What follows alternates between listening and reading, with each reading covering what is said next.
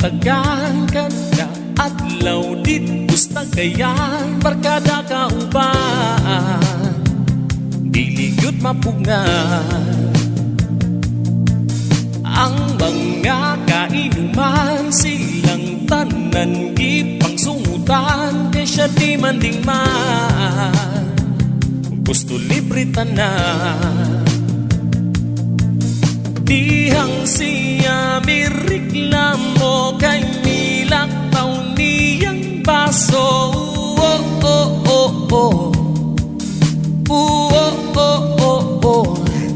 Di mauwaw kining amaw, tagay na daw.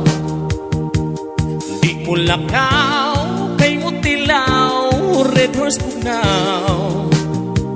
Sige raog tanaw dito sa baso, ug miingon paim nako. Tagay na kay uhaw, uhaw, uhaw. Dili yun siya muuli, kutob tungang gabi, basta lamang tanan libre at dili og pulutan free.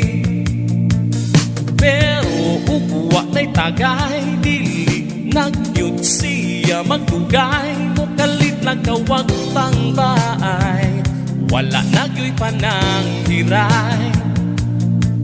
Maglabad yun ang iyang ulo kung sa tapok siya'y mugasto.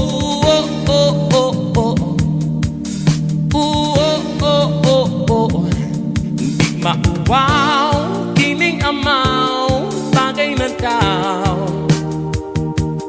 Di mo lakaw kay mo tilaw, red horse pugnaw. Sige raog tanaw dito sa baso, ug miingon paim nako. Tagay na kay uhaw, uhaw, uhaw.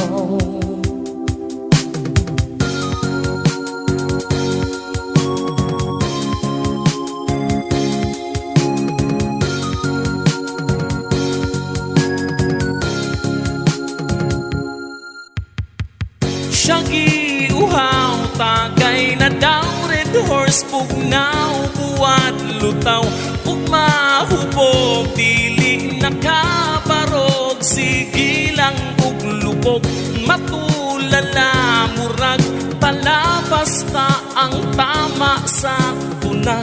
Siyagi uhaw, tagay pa daw. Di mauwaw kining amaw, tagay na daw. Di mo lakaw kay mo tilaw, red horse pugnaw. Sige raog tanaw dito sa baso, ug miingon paim nako. Tagay na kay uhaw, uhaw, uhaw.